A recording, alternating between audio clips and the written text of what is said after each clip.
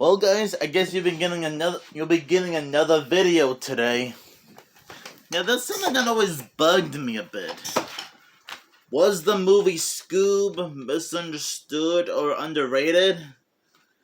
Well, to me, I think it was both. Okay, maybe to you guys, it may be either misunderstood or very underrated. But for me, it can be both misunderstood and underrated. I mean, some people really seem to hate this film, and I probably said this before in my review, but I never actually hated the film. I never did. When I first found out about it around November of 2019, I was actually pretty hyped up to see this film. Based on the first look images, the trailer, and who's gonna be starring in it. And I should thank Andre Meadows, aka Black Nerd Comedy. Shoutouts to you, buddy, for also being excited to see this. So yeah, when I reviewed, I actually had a good time watching this film before, as well as doing a review of it a few months ago. And I even had to rewatch it again for the film's four-year anniversary, which was like almost a month and a half ago. Well, almost 2 months ago.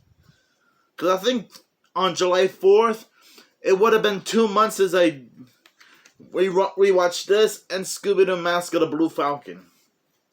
Now, as I said before in that review, I really enjoyed this film.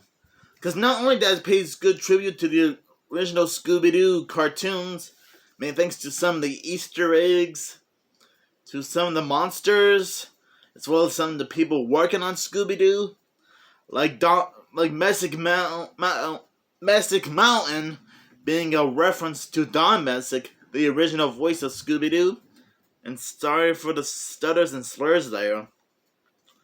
But I think it also pays good respect to Hanna-Barbera in general. I mean, it's also the reason why I got this mystery machine that was from the movie SCOOB.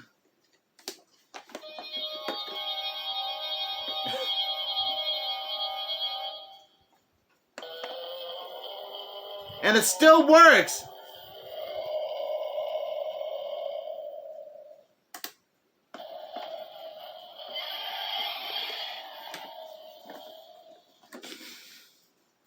I'm just being a little bit goofy. Oh. Hang on. Just had to fix the camera a bit. There we go. So as I was saying, before I had to adjust my camera a bit, the movie SCOOB wasn't really meant to be bad to begin with. I think it was just probably one of those films that was somewhat misunderstood or just very underrated. Some people think it's just trying to disrespect Scooby-Doo and Hanna-Barbera in general, probably because of the casting. Which, to be fair, I never had any problems with the voice cast voicing these characters, especially Frank Welker, who did come back to voice Scooby-Doo in this film. Since some of you might know that he's been voicing Scooby-Doo since What's New Scooby-Doo. Some people might have issues with Will Forte playing Shaggy, but honestly, I never did. And you can't blame the voice cast of the movie for at least trying, especially Tracy Morgan as Captain Caveman, which, by the way, I still had to be more familiar with him and what other movies and TV shows he starred in before and after SCOOB. And I think I might have mentioned this. I probably mentioned this underrated and misunderstood film. I might have mentioned this idea before when I reviewed this film, but just in case I haven't, according to the concept art for the movie SCOOB, the film would have been completely different.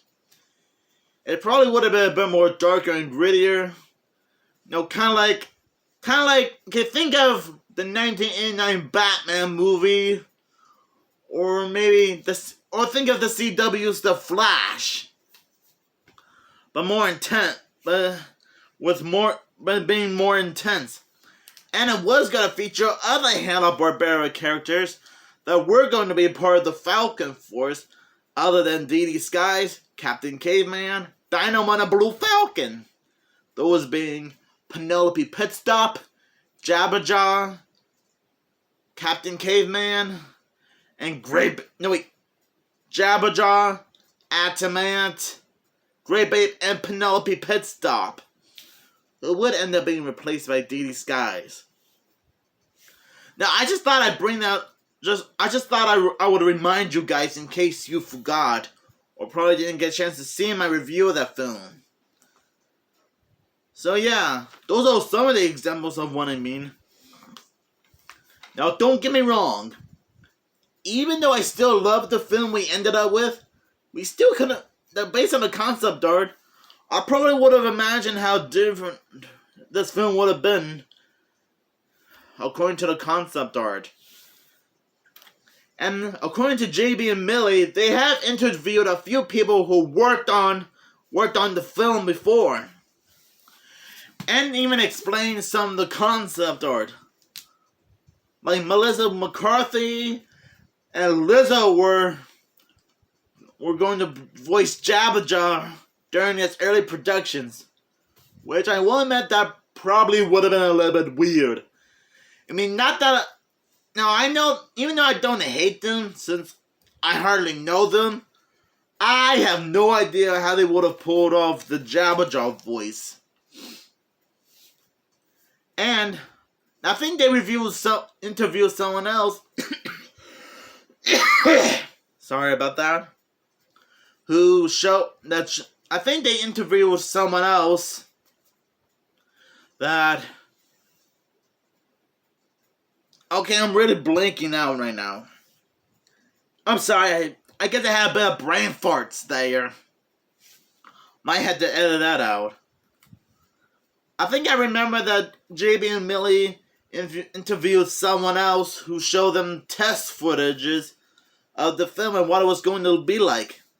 Like, for example, Shaggy and Scooby walking up to Quest Laboratory, which is in reference to Johnny Quest.